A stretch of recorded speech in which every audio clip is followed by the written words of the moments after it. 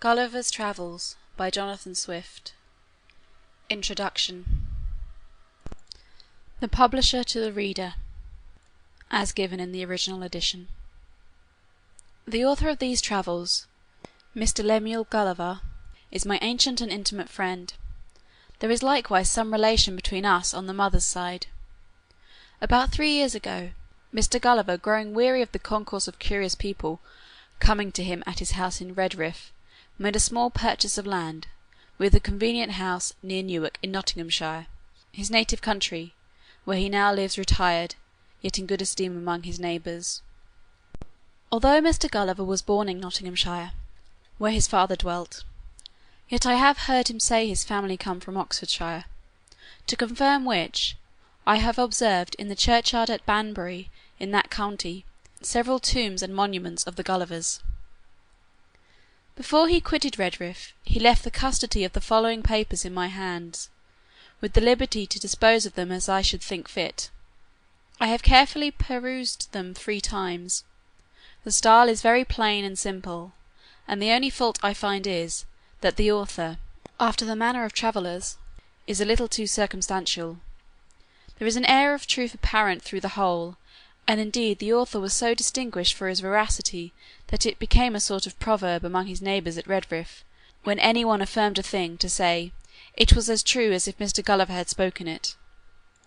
By the advice of several worthy persons, to whom, with the author's permission, I communicated these papers, I now venture to send them into the world, hoping they may be, at least for some time, a better entertainment to a young nobleman than the common scribbles of politics and party.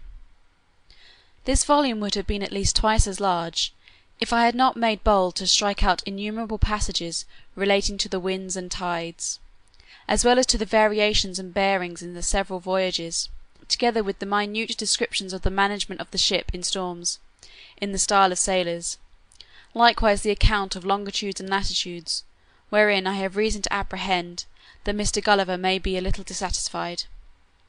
But I was resolved to fit the work as much as possible to the general capacity of readers. However, if my own ignorance in sea affairs shall have led me to commit some mistakes, I alone am answerable for them. And if any traveller hath a curiosity to see the whole work at large, as it comes from the hands of the author, I will be ready to gratify him. As for any further particulars relating to the author, the reader will receive satisfaction from the first page of the book. Richard Simpson. A letter from Captain Gulliver to his cousin Simpson. Written in the year 1727. I hope you will be ready to own publicly, whenever you shall be called to it, that by your great and frequent urgency you prevailed on me to publish a very loose and uncorrect account of my travels, with directions to hire some young gentleman of either university to put them in order and correct the style, as my cousin Dampier did, by my advice, in his book called A Voyage Round the World. But I do not remember I gave you power to consent that anything should be omitted, and much less that anything should be inserted. Therefore, as to the latter, I do here renounce everything of that kind, particularly a paragraph about Her Majesty Queen Anne, of the most pious and glorious memory, although I did reverence and esteem her more than any of human species. But you, or your interpolator, ought to have considered that it was not my inclination, so it was not decent to praise any animal of our composition before my master Houyhnhnm. And besides, the fact was altogether false, for, to my knowledge, being in England during some part of Her Majesty's reign, she did govern by a chief minister, nay, even by 2 successively, the first whereof was the Lord Godolphin, and the second the Lord of Oxford, so that you have made me say the thing that was not. Likewise, in the account of the Academy of Projectors, and several passages of my discourse to my master Houyhnhnm, you have either omitted some material circumstances, or minced or changed them in such a manner, that I do hardly know my own work. When I formerly hinted to you something of this in a letter, you were pleased to answer that you were afraid of giving offence, that people in power were very watchful over the press, and apt not only to interrupt, but to punish everything which looked like an innuendo, as I think you call it.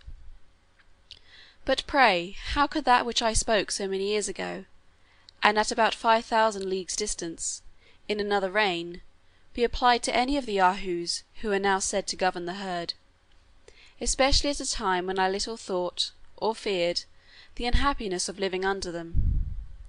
Have I not the most reason to complain, when I see these very Yahoos carried by Houyhnhnms in a vehicle, as if they were brutes, and those the rational creatures? And indeed to avoid so monstrous and detestable a sight was one principal motive of my retirement hither. Thus much I thought proper to tell you in relation to yourself, and to the trust I reposed in you.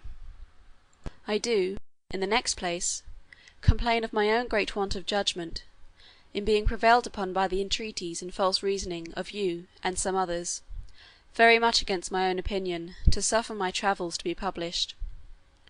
Pray bring to your mind how often I desired you to consider, when you insisted on the motive of public good, that the Yahoos were a species of animal utterly incapable of amendment by precept or example, and so it has proved.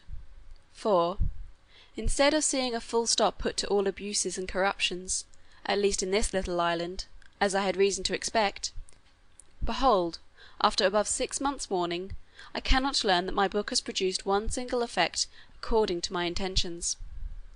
I desired you would let me know, by a letter, when party and faction were extinguished, judges learned and upright, pleaders honest and modest, with some tincture of common sense, and Smithfield blazing with pyramids of law books, the young nobility's education entirely changed, the physicians banished, the female Yahoos abounding in virtue, honour, truth, and good sense, courts and levees of great ministers thoroughly weeded and swept, wit, merit, and learning rewarded, all disgraces of the press in prose and verse condemned to eat nothing but their own cotton, and quench their thirst with their own ink. These and 1,000 other reformations I firmly counted upon by your encouragement, as indeed they were plainly deducible from the precepts delivered in my book. And it must be owned, the 7 months were a sufficient time to correct every vice and folly to which Yahoos are subject, if their natures had been capable of the least disposition to virtue or wisdom. Yet, so far have you been from answering my expectation in any of your letters, that, on the contrary, you are loading our carrier every week with libels and keys and reflections and memoirs and second parts, wherein I see myself accused of reflecting upon great state folk, of degrading human nature, for so they still have the confidence to style it, and of abusing the female sex. I find likewise that the writers of those bundles are not agreed among themselves, for some of them will not allow me to be the author of my own travels, and others make me author of books to which I am wholly a stranger. I find likewise that your printer has been so careless as to confound the times and mistake the dates of my several voyages and returns, neither assigning the true year, nor the true month, nor day of the month, and I hear the original manuscript is all destroyed since the publication of my book, neither have I any copy left. However, I have sent you some corrections, which you may insert, if ever there should be a second edition, and yet I cannot stand to them, but shall leave that matter to my judicious and candid readers to adjust it as they please. I hear some of our sea Yahoos find fault with my sea language, as not proper in many parts, nor now in use. I cannot help it. In my first voyages, while I was young, I was instructed by the oldest mariners, and learned to speak as they did. But I have since found that the sea Yahoos are apt, like the land ones, to become new-fangled in their words, which the latter change every year, insomuch as I remember upon each return to my own country their old dialect was so altered that I could hardly understand the new. And I observe, when any Yahoo comes from London out of curiosity to visit me at my house, we neither of us are able to deliver our conceptions in a manner intelligible to the other. If the censure of the Yahoos could any way affect me, I should have great reason to complain, that some of them are so bold as to think my book of travels a mere fiction out of my own brain, and have gone so far as to drop hints that the Houyhnhnms and Yahoos have no more existence than the inhabitants of Utopia. Indeed, I must confess, that as to the people of Lilliput, Bodingrag, for so the word should have been spelt, and not erroneously Brobdingnag, and Laputa, I have never yet heard any Yahoo so presumptuous as to dispute their being, or the facts I have related concerning them, because the truth immediately strikes every reader with conviction. And is there less probability in my account of the Houyhnhnms or Yahoos, when it is manifest, as to the latter, there are so many thousands even in this country, who only differ from their brother brutes in Houyhnhnm land, because they use a sort of jabber, and do not go naked?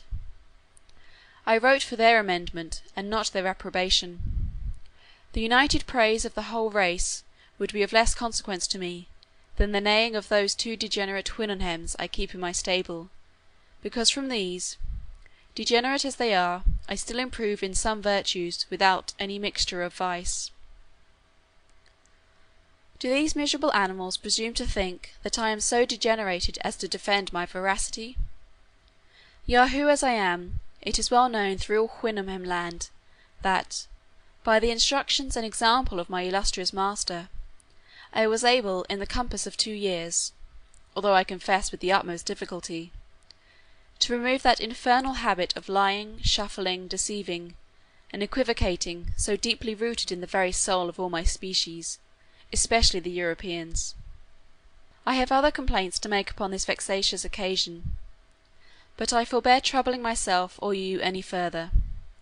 I must freely confess that since my last return some corruptions of my Yahoo nature have revived in me by conversing with a few of your species, and particularly those of my own family, by an unavoidable necessity. Else I should never have attempted so absurd a project as that of reforming the Yahoo race in this kingdom. But I have now done with all such visionary schemes for ever. April 2nd, 1727. End of Introduction.